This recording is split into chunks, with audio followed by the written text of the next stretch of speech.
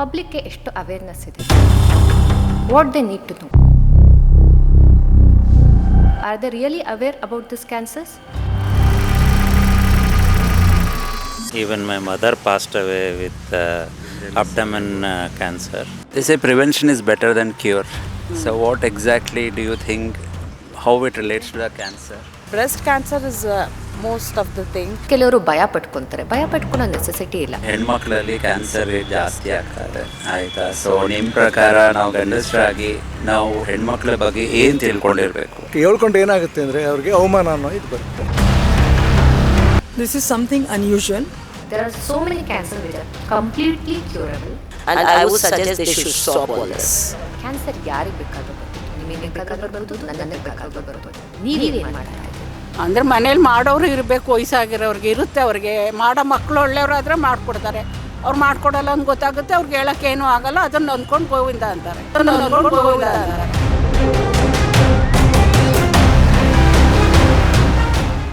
Hi, I'm Dr. Ramya Diyar, consultant gynec oncologist at Brindavan Hospital, Mysuru. Gynec oncology ಬಗ್ಗೆ ಅಂದ್ರೆ ಹೆಂಗಸರಲ್ಲಿ ಬರುವಂತ cancer ಬಗ್ಗೆ ಪಬ್ಲಿಕ್ಗೆ ಎಷ್ಟು ಅವೇರ್ನೆಸ್ ಇದೆ, what they need to do, are they really aware about this cancers?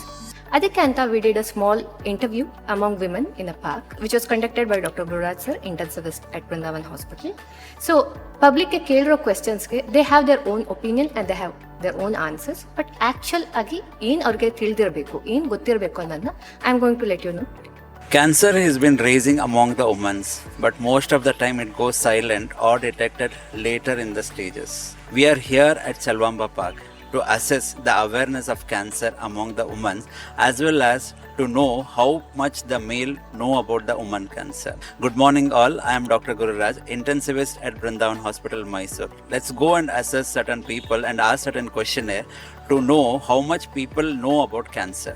Yeah, I am Dr. Gururaj, I am intensivist at Brindavan Hospital. I would like to ask certain questionnaires regarding cancer.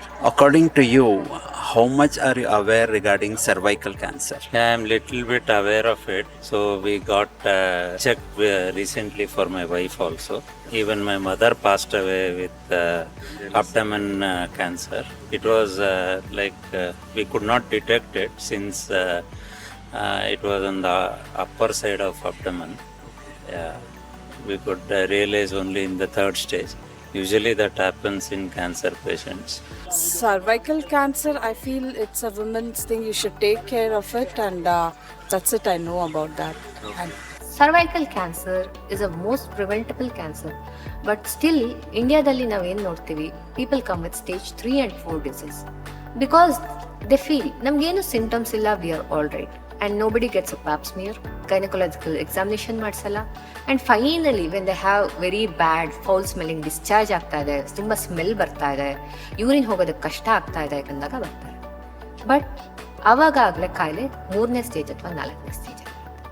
Cervical ಕ್ಯಾನ್ಸರ್ಗೆ best thing is screening with pap smear, but screening ಆಗಿಲ್ಲ ಅಂದ್ರೂ contact bleeding ಅಂದರೆ husband ಜೊತೆ relationship ಇಟ್ಕೊಂಡಾಗ bleeding ಕಾಣಿಸ್ಕೊಂಡ್ರೆ ಅಥವಾ periods ಮಧ್ಯದಲ್ಲಿ bleeding ಕಾಣಿಸ್ಕೊಂಡ್ರೆ, those are the few early symptoms of cervical cancer which shouldn't be neglected and you need to meet the doctor immediately.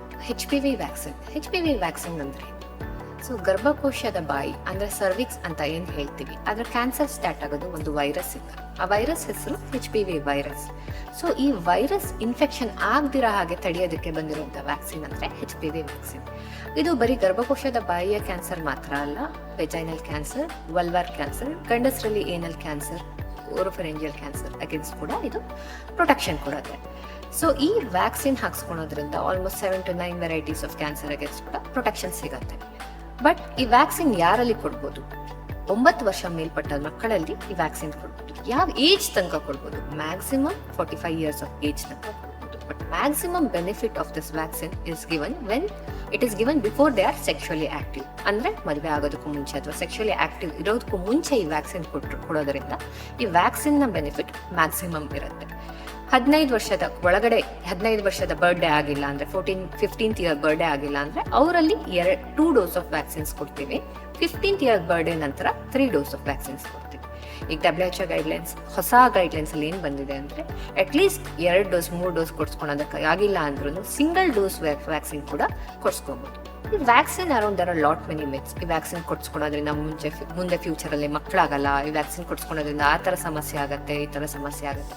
But that's all fake. There are so many women who have taken vaccine and they have kids. So ಈ vaccine ತಗೊಳೋದ್ರಿಂದ ಮಕ್ಕಳಾಗಲ್ಲ ಅನ್ನೋದು is a pure ಮಿತ್. ಈ ವ್ಯಾಕ್ಸಿನಿಂದ side effects ಏನಾದರೂ ಇದೆಯಾ? ಯಾವ injection ಕೊಟ್ಟರು ಸ್ವಲ್ಪ ನೋವಾಗುತ್ತೆ, ಅದೇ ಥರ ಈ ಇಂಜೆಕ್ಷನ್ ಕೊಟ್ಟರು ಸ್ವಲ್ಪ ನೋವಾಗುತ್ತೆ ಹೊರತು ಇದರಿಂದ ಮೇಜರ್ ಯಾವುದೇ ಥರ ಸೈಡ್ ಎಫೆಕ್ಟ್ಸ್ ಇಲ್ಲ. ಸೊ ಆ ಥರ ಭಯ ಪಟ್ಕೊಂಡು ವ್ಯಾಕ್ಸಿನ್ ಕೊಡಿಸ್ಕೊಂಡಲ್ಲೇ ಇರೋದ್ರಿಂದ you are basically losing protection against one major preventable cancer, which is the second most common cancer among women in India. Do you have any idea about pap smear?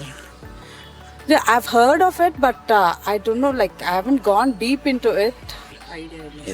Ma'am, what is your idea on pap smear? I don't know. Okay. It's a test used for the diagnosis of cervical cancer or cervical inflammation. Next question ಬಂದ್ಬಿಟ್ಟು doctor ಪ್ಯಾಪ್ smear ಮಾಡಿಸ್ಕೊಳೋದ್ರಿಂದ ಅಥವಾ HPV DNA test ಮಾಡಿಸ್ಕೊಳ್ಳೋದ್ರಿಂದ ನೋವಾಗತ್ತಾ, rest ಬೇಕಾಗತ್ತಾ? ಇಲ್ಲ, ಇದು routine ಗೈನೆಕ್ examination ಏನು ಮಾಡ್ತೀವಿ ಅದೇ ಥರ ಮಾಡ್ತೀವಿ. ಬೇಸಿಕಲಿ ಪ್ಯಾಪ್ ಸ್ಮಿಯರಲ್ಲಿ ಏನು ಮಾಡ್ತೀವಿ ಅಂದರೆ ಒಳಗಡೆ ಇರೋಂಥ ವೈಟ್ ಡಿಸ್ಚಾರ್ಜ್ ಬಿಳಿ ಮುಟ್ಟಿಯಿಂದ ಒಂದು ಚಿಕ್ಕ ಬ್ರಷಲ್ಲಿ ತೆಗೆದ್ಬಿಟ್ಟು ಸ್ಲೈಡ್ಸ್ಗೆ ಹಾಕ್ಬಿಟ್ಟು ಟೆಸ್ಟಿಗೆ ಕಳಿಸ್ಕೊಡ್ತೀವಿ. ಸೊ ಕೆಲವರು ಭಯ ಪಟ್ಕೊತಾರೆ. ಭಯ ಪಟ್ಕೊಳೋ ನೆಸೆಸಿಟಿ ಇಲ್ಲ. It is not a painful test. ಇದು ಮಾಡಿದ್ಮೇಲೆ ರೆಸ್ಟ್ ಆಗಲಿ ಮತ್ತೊಂದಾಗಲಿ ಅವಶ್ಯಕತೆ ಇಲ್ಲ. ಸೊ ಇನ್ನೇನು ಟೆಸ್ಟ್ ವಿಮೆನ್ಗೆ ನೆಸೆಸರಿ? Gynaec examination. ಅಟ್ಲೀಸ್ಟ್ ವರ್ಷಕ್ಕೊಂದ್ಸಲ ನೀವು ಜನರಲ್ ಗೈನೆಕ್ ಎಕ್ಸಾಮಿನೇಷನ್ ಮತ್ತು ಅಲ್ಟ್ರಾಸೌಂಡ್ ಮಾಡಿಸ್ಕೊಳ್ಳೋದು ಒಳ್ಳೆಯದು. ಯಾಕೆಂದರೆ ಕೆಲವೊಂದ್ಸಲ ಪೇಷಂಟ್ಸ್ ಬರ್ತಾರೆ, ಅವಾಗ ಫೈಬ್ರಾಯ್ಡ್ಸ್ ಆಗಲೇ ತುಂಬ ದೊಡ್ಡದಾಗಿರುತ್ತೆ, 20 ಸೆಂಟಿಮೀಟರ್ಸ್ 25 ಸೆಂಟಿಮೀಟರ್ಸ್ ಫೈಬ್ರಾಯ್ಡ್ಸ್ ನೋಡ್ತೀವಿ. It is quite shocking. ಯಾಕೆ ಅಂದರೆ ಆ ಫೈಬ್ರಾಯ್ಡ್ ಯಾವಾಗ ಶುರುವಾಯಿತು, ಯಾವಾಗ ಎಷ್ಟು ಬೆಳೀತು, whether it's slow going normal fibroid R ಇದರಲ್ಲಿ ಏನಾದರೂ ಸಮಸ್ಯೆ ಇರೋಂಥ ಚಾನ್ಸಸ್ ಇದೆಯಾ ಅಂತ ನಮಗೆ ಡಿಸೈಡ್ ಮಾಡೋದಕ್ಕೆ ಸ್ವಲ್ಪ ಕಷ್ಟ ಆಗುತ್ತೆ. ಬಟ್ ರೊಟೀನ್ ಆಗಿ ನೀವು ಹೆಲ್ತ್ ಚೆಕ್ ಮಾಡೋದ್ರಿಂದ ಇದೆಯಾ ಇಲ್ವಾ, ಅದು ಎಷ್ಟು ಫಾಸ್ಟಾಗಿ ಗ್ರೋ ಆಗ್ತಾ ಇದೆ, ಅಥವಾ ಬೇರೆ ಏನಾದರೂ ಅಂಡಾಶಯದಲ್ಲಿ ಗಿಡ್ಡೆ ಇದೆಯಾ, ಅಂದರೆ ಓವರಿಯನ್ ಸಿಸ್ಟ್ ಇದೆಯಾ, ಮತ್ತೊಂದಿದೆಯಾ ಅಂತ ಗೊತ್ತಾಗುತ್ತೆ. So at least yearly once routine gynaecological examination, ultrasound, and in women who are sexually active we advise Pap smear. ಅದೇ when you cross the age of 40 years then we advise something called as mammogram. ಮದುವೆ ಆಗಿರೋರು ಪ್ರತಿ 3 ವರ್ಷಕ್ಕೊಂದ್ಸಲ ಪ್ಯಾಪ್ smear ಪರೀಕ್ಷೆಯನ್ನು ಮಾಡಿಸ್ಕೊಬೇಕು. ಪರೀಕ್ಷೆ normal ಇದ್ರೆ ನಾವು ಹೇಳ್ತೀವಿ 3 ವರ್ಷಕ್ಕೊಂದ್ಸಲ ಮಾಡಿಸ್ಕೊಳ್ಳಿ. ಅಬ್ನಾರ್ಮಲ್ ಇದ್ರೆ ಏನು ಅಬ್ನಾರ್ಮಲಿಟಿ ಇದೆ ಅನ್ನೋದ್ರ ಮೇಲೆ ನಾವು ಟ್ರೀಟ್ಮೆಂಟ್ ಕೊಡ್ಬೋದು, ಅಥವಾ ಫ್ರೀಕ್ವೆನ್ಸಿ ಆಫ್ ದ ಪ್ಯಾಪ್ ಸ್ಮಿಯರ್ 3 ವರ್ಷದ ಬದಲು 1 ವರ್ಷಕ್ಕೋ ಅಥವಾ 2 ವರ್ಷಕ್ಕೋ ಅದನ್ನ ನಾವು ಆಲ್ಟರ್ ಮಾಡ್ತೀವಿ. According to you, okay, what is that awareness you have regarding breast cancer? Sir, ನನಗೆ ಕ್ಯಾನ್ಸರ್ ಬಗ್ಗೆ ಅಷ್ಟು ಗೊತ್ತಿಲ್ಲ. ನಮ್ಮನೆ ಮುಂದ್ಗಡೆ ನೇಬರಿಗೆ ಬ್ರೆಸ್ಟ್ ಕ್ಯಾನ್ಸರ್ ಆಗಿತ್ತು. ಸಿಂಪ್ಟಮ್ಸ್ ನನಗೂ ಗೊತ್ತಿಲ್ಲ, ಅಂದರೆ ಐಡಿಯಾನೇ ಇಲ್ಲ. Nowadays the breast cancer is most of the thing, so it's better we get a mammogram done and go ahead of it, and just take the precaution step what it is to be needed beforehand itself. ಅರಿವು ಮೂಡಿಸಲ್ಲ. ಮತ್ತು ಕೆಲವರು ಇದ್ರೂ ಈಗ ಸ್ತನ cancer ಇರುತ್ತೆ, ಒಬ್ರಿಗೆ ಹೇಳ್ಕೊಳ್ಳಲ್ಲ, ಬೇರೆ ಒಳಗಡೆ ಇರುತ್ತೆ ಹೇಳ್ಕೊಳ್ಳಲ್ಲ. ಹೇಳ್ಕೊಂಡು ಏನಾಗುತ್ತೆ ಅಂದರೆ ಅವ್ರಿಗೆ ಅವಮಾನ ಅನ್ನೋ ಇದು ಬರುತ್ತೆ. ಅದು ಫಸ್ಟ್ ಅರಿವು ಮೂಡಿಸ್ಬೇಕು ಗಂಡಸರಾದವರು ತಮ್ಮ ಮನೆಯಲ್ಲಿ ತಾವು ಇದು ಮಾಡ್ಕೊಳ್ಬೇಕು, ಅಷ್ಟೇ. ಏನಿಲ್ಲ, ಗ್ರಾಮೀಣ ಪ್ರದೇಶದಲ್ಲಿ ಏನು ಹೆಣ್ಮಕ್ಳಿದ್ದಾರೆ ಅವರು ಕೆಲವೊಂದು ಕ್ಯಾರೆಕ್ಟರ್ ಏನು ಇದಾವಲ್ಲ, ಈ ಟೊಬ್ಯಾಕೋ ಚೀವಿಂಗ್ ಅದು ಭಾಳ ಇದೆ ಮೆಜಾರಿಟಿ ಆಫ್ ಹೆಣ್ಮಕ್ಳಲ್ಲಿ. ಅದು ಒಂದು ಅವೇರ್ನೆಸ್ಸನ್ನು ಮೂಡಿಸ್ಬೋದು ಅಲ್ಲಿ. ಇಂಡಿಯಾದಲ್ಲಿ most common cancer in women is breast cancer. So breast cancer ಬರ್ದಿರೋ ಹಾಗೆ ಏನಾದರೂ ತಡಿಬೋದಾ? ನೋ. ಬಟ್ ಬ್ರೆಸ್ಟ್ ಕ್ಯಾನ್ಸರ್ ಬಂದರೆ there is something called as early detection. So ಪೇಷಂಟ್ಗೆ ಗೊತ್ತಾಗೋಕ್ಕೂ ಮುಂಚೆ ನನಗೆ ಸಮಸ್ಯೆ ಇದೆ ಅಂತ, ಅವ್ರಿಗೆ ಏನಾದರೂ ತೊಂದರೆ ಆಗೋದಕ್ಕೂ ಮುಂಚೆ ತುಂಬಾ ಅರ್ಲಿ ಸ್ಟೇಜಲ್ಲಿ ನಾವು ಮ್ಯಾಮೋಗ್ರಾಮ್ ಪರೀಕ್ಷೆಯಿಂದ ಎದೆಲಿ ಏನಾದರೂ ಸಮಸ್ಯೆ ಇದೆ ಅಂತ ನೋಡ್ತೀವಿ. So after the age of 18 years you can do self breast examination. ಅಂದರೆ ನಿಮ್ಮದು ಇವತ್ತು ಪೀರಿಯಡ್ ಶುರುವಾಗಿದ್ರೆ ಇವತ್ತಿನಿಂದ ಎಣಿಸ್ಬಿಟ್ಟು 10ನೇ ದಿನ, ಅಂದರೆ ಇವತ್ತು ಪೀರಿಯಡ್ ಶುರುವಾಗಿರೋದು ಮೊದಲನೇ ದಿನದಿಂದ, if you count from today the 10th day you examine your breast standing in front of a mirror. You feel ಏನಾದರೂ ಗಂಟೇನಾದರೂ ಇದೆಯಾ. ಒಂದು ವಿಷಯ ಅಂದರೆ ಬ್ರೆಸ್ಟ್ ಕ್ಯಾನ್ಸರಲ್ಲಿ ಬರೋ ಗಂಟುಗಳು ಯಾವಾಗಲೂ ಪೇನ್ಫುಲ್ ಆಗಿರಲ್ಲ, ಪೇನ್ಲೆಸ್ ಆಗಿರುತ್ತೆ. ಸೊ ಗಂಟಿದೆ ಬಟ್ ಅದರಿಂದ ನನಗೇನು ಸಮಸ್ಯೆ ಇದೆ ಅಂತ, ಈ ಸಮಸ್ಯೆ ಇಲ್ಲ ಅಂತ ಇಗ್ನೋರ್ ಮಾಡ್ಬೋದು. ನಿಮಗೆ ಯಾವುದೇ ಥರ ಎದೆಯಲ್ಲಿ ಹೊಸ ಚೇಂಜಸ್ ಕಾಣಿಸ್ಕೊಳ್ಳಿ, ಗಂಟಸ್ ಕಾಣಿಸ್ಕೊಳ್ಳಿ, ಸ್ಕಿನ್ನಲ್ಲಿ ಚೇಂಜಸ್ ಇರಲಿ, ನಿಪ್ಪಲಲ್ಲಿ ಡಿಸ್ಚಾರ್ಜ್ ಕಾಣಿಸ್ಕೊಂಡ್ರೆ ಇಮಿಡಿಯೇಟ್ ಆಗಿ ಬಂದು ನಿಮ್ಮ ಡಾಕ್ಟರ್ನ ಮೀಟ್ ಮಾಡಬೇಕು. ಅದಾದಮೇಲೆ 25 years ಆದಮೇಲೆ when you come for a gynaec examination At least once in 3 years, your doctor will examine your breast. ಅದಕ್ಕೆ we call clinical breast examination. So ನಿಮಗೆ ಸಿಕ್ಕಂಥ ಗಂಟು ಸ್ವಲ್ಪ ದೊಡ್ಡ ಸೈಜ್ ಇರಬೇಕು, ಬಟ್ ಡಾಕ್ಟರ್ ಕೈಗೆ ಅದಕ್ಕಿಂತ ಚಿಕ್ಕ ಗಂಟು ಕೈಯಲ್ಲಿ ಅವರು ಪರೀಕ್ಷೆ ಮಾಡಿದಾಗ ಸಿಗೋ ಚಾನ್ಸಸ್ ಜಾಸ್ತಿ ಇರುತ್ತೆ. ಸೊ ಬೇರೆ ಏನಕ್ಕೂ ಹೋಗಿರ್ತೀರಾ, ಯೂರಿನಲ್ಲಿ ಉರಿ ಅಂತ ಹೋಗಿರ್ಬೋದು ಅಥವಾ ವೈಟ್ ಡಿಸ್ಚಾರ್ಜ್ ಅಂತ ಹೋಗಿರ್ಬೋದು, ಅವಾಗ ನಿಮ್ಮ ಗೈನಕಾಲಜಿಸ್ಟ್ ಹತ್ರ ನೀವು ಬ್ರೆಸ್ಟ್ನ ಕೂಡ ಎಕ್ಸಾಮಿನ್ ಮಾಡಿಸ್ಕೊಳ್ಳಿ. ಸೊ ಅವಾಗ ಏನಾದರೂ ಸಮಸ್ಯೆ ಇದ್ದರೆ ಅವರು ರೆಕಮೆಂಡೆಡ್ ಟೆಸ್ಟಿಂಗ್ ಅವಾಗಲೇ ಸಜೆಸ್ಟ್ ಮಾಡ್ತಾರೆ. So self breast examination from the age of 18 years, clinical breast examination from the age of 25 years, and mammogram 40 years onwards is recommended for breast cancer prevention or to early detection of breast cancer. When a female of a postmenopausal age gets their bleeding or irregular bleedings, what do you think that should come into their mind, and what do you think they need to take precautions? This is something unusual, and I think it should not be taken lightly. They should immediately consult a doctor. They should seek medical advice, even if it is something very common. Yet I would say it may develop into anything serious, so it's better to immediately seek medical advice, medical intervention. Menstrual cycle. What is a normal menstrual cycles? Normal periods andre ಏನು? So periods can be varying. ಕೆಲವರಿಗೆ periods every 21 days ಆಗ್ಬೋದು, ಕೆಲವರಿಗೆ every 35 days ಆಗ್ಬೋದು. ಯಾವಾಗ ಒಂದು ಸೈಕಲಿಂದ ಇನ್ನೊಂದು cycle ಮಧ್ಯೆ variation is more than 10 days, then we call as irregular cycles. Bleeding ಎಷ್ಟು ಆಗಬೇಕು? ಕೆಲವರಿಗೆ ಕಮ್ಮಿ ಬ್ಲೀಡಿಂಗ್ ಆಗ್ಬೋದು, ಕೆಲವರಿಗೆ ಜಾಸ್ತಿ ಬ್ಲೀಡಿಂಗ್ ಆಗ್ಬೋದು. When you come to me, if that bleeding is causing significant disturbance in your day to day activities, then I will consider it as pathological. ಅಂದರೆ ನಿಮಗೆ ಅದರಿಂದ ದಿನನಿತ್ಯ ಕಾರ್ಯಗಳು ಮಾಡಬೇಕಾದ್ರೆ ತೊಂದರೆ ಆಗ್ತಿದೆ ಅಂದರೆ ಅವಾಗ ನಾವು ಆ ಬ್ಲೀಡಿಂಗ್ನ ಸಿಗ್ನಿಫಿಕೆಂಟ್ ಅಂತ ಹೇಳ್ತೀವಿ. 2 ಪೀರಿಯಡ್ ಮಧ್ಯದಲ್ಲಿ ಬ್ಲೀಡಿಂಗ್ ಕಾಣಿಸ್ಕೊಳ್ಳೋದು ಅಂದರೆ ಇಂಟರ್ಮೆನ್ಸ್ಟ್ರಲ್ ಬ್ಲೀಡಿಂಗ್ ಅಂತ ನಾವು ಹೇಳ್ತೀವಿ. That is abnormal. So when the period duration of the period is longer, or you're not getting your periods once in every 45 days, or the frequency keeps varying more than 10 days, avaga we call the cycles as abnormal. Or if you're getting your periods less than every 21 days, then it is abnormal. That is the time when you need to go and consult your gynecologist. What do you think in the present era? Okay, how much the women are aware of regarding the cancer and their personal health? Yeah, now they are so much into personal health. They take care of themselves. They make their body fit. They are into walking or gymming, everything. No, women are aware. There's so much of them, but I don't know about the villages or illiterates. But the city people are much aware of all those things. ಸ್ವಲ್ಪ health care ಮಾಡಲೇಬೇಕು ಈಗಿನ ಇದರಲ್ಲಿ. Food ಅಂತೂ ಈಗಿನಿದು ಯಾವ ಥರ ಬರೀ pesticide ಹಾಕೇ ಬೆಳೆದಿರ್ತಾರೆ. ಸ್ವಲ್ಪ health ಮೇಲೆ ಕೇರ್ ಮಾಡಿ ನೋಡ್ಕೋಬೇಕು. ಆಮೇಲೆ ಏನೇ ಒಂದು ಚಿಕ್ಕ ಇದು ಬಂದ್ರೂ ಡಾಕ್ಟ್ರ್ ಹತ್ರ ಕನ್ಸಲ್ಟ್ ಮಾಡ್ಕೊಂಡು ಅಲ್ಲಲ್ಲೇ ತೋರಿಸ್ಕೋಬೇಕು. ಅದು ನೆಗ್ಲೆಕ್ಟ್ ಮಾಡಬಾರ್ದು. ಅದು ನೆಗ್ಲೆಕ್ಟ್ ಮಾಡಿದಷ್ಟು ಏನೋ ಹೋಗೇನೋ ಆಗುತ್ತೆ, ಕೆಲವೊಂದು ಸರಿ ಗೊತ್ತೇ ಆಗಲ್ಲ. Public awareness.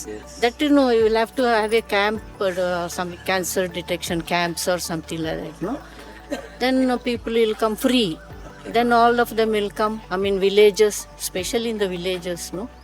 Yes. So they'll come and you can detect and tell them about the signs and whatever it happens and all that, no. Initial stages, all those things.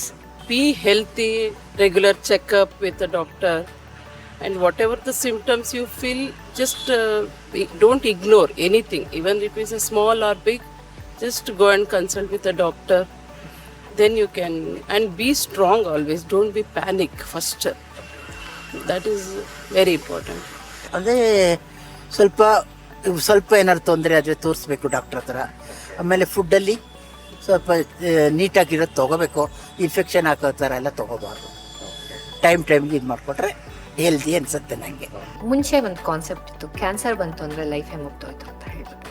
But it's not the same. We are not even thinking about life nowadays. We are thinking about what treatment will have minimal side effects. So science has come and advanced a lot when it comes to cancer treatment. Amele there are immunomodulators, targeted therapy, all new form of treatments which have very minimal side effects and have improved a survival a lot. So cancer ಬಂದ ತಕ್ಷಣ life ಮುಗೀತು ಅಂತಲ್ಲ. Cancer ಬಂದ ತಕ್ಷಣ not all cancers are like curable alla antala. There are so many cancers which are completely curable. So we do have treatment option to reduce the suffering, pain relief agirbodu, ಬೇರೆ symptomatic relief ಗೂ we give the treatment. So cancer ಅಂದ ತಕ್ಷಣ it doesn't mean that somebody has to suffer. They need to come, explore all the treatment option, and with that we do have achieved very good lifespan even in patients with cancers. In few cancers like germ cell tumors, GTN, they're all curable. And early endometrial cancers, the survival is very good. There is no difference between survival in someone with early endometrial cancer and that someone who doesn't have a cancer. And ovarian cancers alone, with every new discovery, we are trying to prolong the life of a patient. So I think science has come a lot way when it comes to treatment of cancers.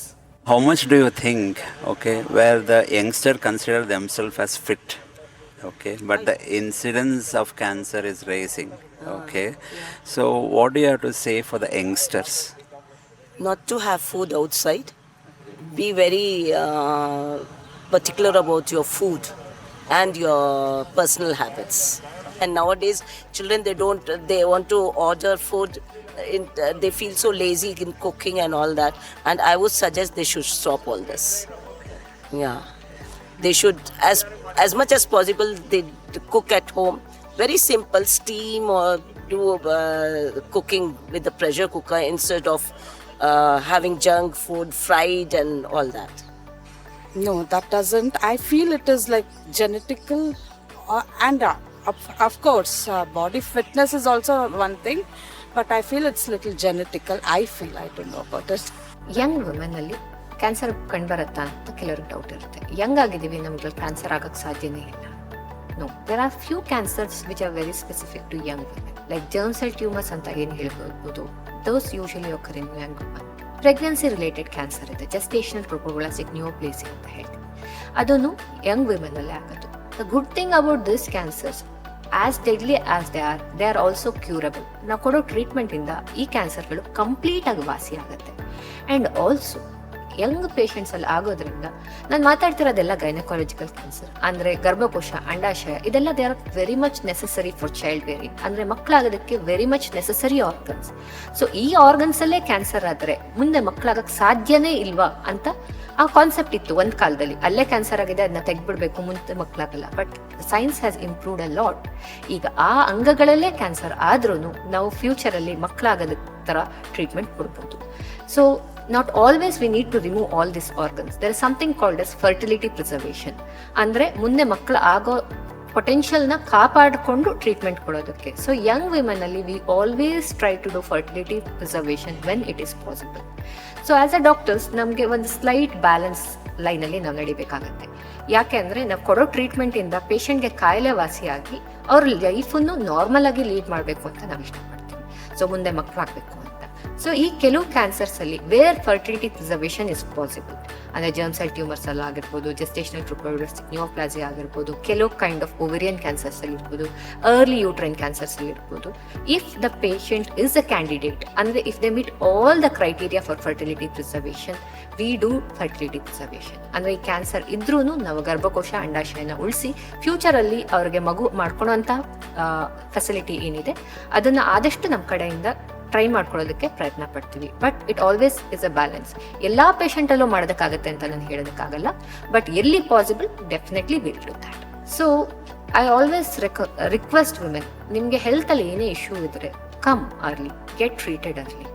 And when it comes to finances, basic chemotherapy is affordable. ಇಲ್ಲ ನಮ್ಮ ಕೈಲಿ ದುಡ್ಡಿಲ್ಲ ಅಂತ ಹೇಳಿಬಿಟ್ಟು treatment ತಗೊಂಡಲ್ಲೇ ಇರೋದು I think is a wrong thing. Now there are schemes and lot many options are there. You can come and at least get a basic treatment, because at least basic treatment itself will give a very good survival. Now if you cannot afford very fancy treatment, at least basic treatment ತಗೋಬೇಕು ಅಂತ ಅನ್ಕೊಂತೀನಿ. If a person is detected from a cancer, how do you think the finance actually influence the family as well as the patient, in treating the cancer?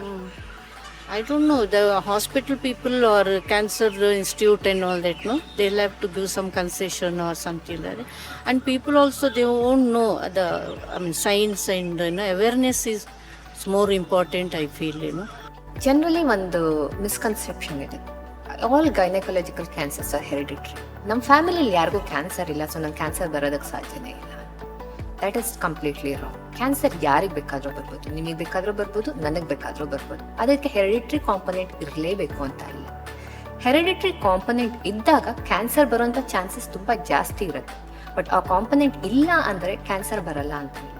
ಈಗ ನಾವು endometrial cancer ಅಂದರೆ uterine cancer ಅಂತ ತಗೊಂಡ್ರೆ Lin syndrome associated hereditary ಏನು ಬರುತ್ತೆ, ಅದು 100ರಲ್ಲಿ 3 ಜನಕ್ಕೆ ಮಾತ್ರ ಹೆರಿಡಿಟ್ರಿ ಇರುತ್ತೆ. ಇನ್ನು 97 ಜನಕ್ಕೆ 97%ಗೆ it is not hereditary, it is sporadic. ನಿಮ್ಮ ಲೈಫ್ ಸ್ಟೈಲ್ ಚೇಂಜಸ್ಸಿಂದ ಆಗಿರ್ಬೋದು, ಬೇರೆ ಇಶ್ಯೂಸಿಂದ ಆಗಿರ್ಬೋದು ಆ ಕ್ಯಾನ್ಸರ್ ಬರುತ್ತೆ. So not all gynaecological cancers are hereditary. Publicly ಹೋಗಿ ಅವೇರ್ನೆಸ್ ಬಗ್ಗೆ ಕೇಳಿದಾಗ one thing we notice in common, ಎಲ್ಲರೂ ಹೇಳಿದ್ರು ರೂರಲ್ ಏರಿಯಾದಲ್ಲಿ ಹೋಗಬೇಕು, ಅವ್ರನ್ನ ಎಜುಕೇಟ್ ಮಾಡಬೇಕು ಅಂತ. ಸೊ ಕ್ಯಾನ್ಸರ್ ಬರೀ ರೂರಲ್ ಏರಿಯಾದಲ್ಲಿ ಬರಲ್ಲ, ಯಾರಿಗೆ ಬೇಕಾದರೂ ಬರ್ಬೋದು. And when it comes to education related to gynaecological cancer, knowledge rural ಏರಿಯಾದಲ್ಲೂ ಕಮ್ಮಿ ಇದೆ, ಅರ್ಬನ್ ಏರಿಯಾದಲ್ಲೂ ಕಮ್ಮಿ ಇದೆ.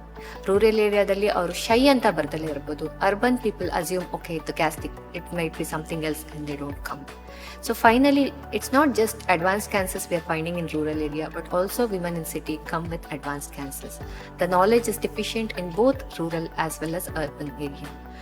And sometimes we see people telling, illa camps conduct ಮಾಡಬೇಕು, ಸ್ಕ್ರೀನಿಂಗ್ ಮಾಡಬೇಕು, ಗೌರ್ಮೆಂಟ್ ಇಂದ ಟ್ರೀಟ್ಮೆಂಟ್ ಫ್ರೀಯಾಗಿ ಪ್ರೊವೈಡ್ ಮಾಡಬೇಕು.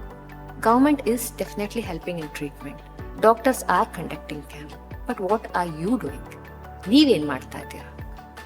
ಯೂಟ್ಯೂಬ್ ಇದೆ, there's newspapers today. There's so many articles coming about cancer prevention, and there's so much of information on the internet regarding cancer prevention. ಯಾವತ್ತಾದ್ರೂ ತೆಗೆದು ಓದಿದ್ದೀರಾ? ಅದ್ರ ಬಗ್ಗೆ ತಿಳ್ಕೊಬೇಕು ಅಂತ ಪ್ರಯತ್ನ ಪಟ್ಟಿದ್ದೀರಾ? Because government can provide financial support, your doctor can treat you, but you are the one who has to go through the suffering. So ನಿಮ್ಮ ಕಡೆಯಿಂದ initiative ಬರಲಿಲ್ಲ ಅಂದರೆ ಎಲ್ಲರೂ ಎಲ್ಲದನ್ನೂ ಮಾಡಿ ಏನು ಪ್ರಯೋಜನ ಆಗುತ್ತೆ. ನೀವು ಆ ಇನಿಷಿಯೇಟಿವ್ ತೋರಿಸಿ ತುಂಬ ಅರ್ಲಿಯಾಗಿ ಹಾಸ್ಪಿಟಲ್ಗೆ ಬಂದರೆ all will go well. Early detection helps gives a very good survival when it comes to cancers. So ಇವತ್ತು ಯಾರ್ಯಾರು ಈ ವಿಡಿಯೋ ನೋಡ್ತಾ ಇದ್ದೀರಾ, just take that first step. ಮಕ್ಕಳು ಮನೇಲಿ ಯಾರಿದ್ದೀರಾ, your daughters make sure they are vaccinated, your wifes make sure they are screened, and your mothers tell them regarding the master health checkup, tell them regarding the ultrasound, mammogram, pap smear, get them to hospital.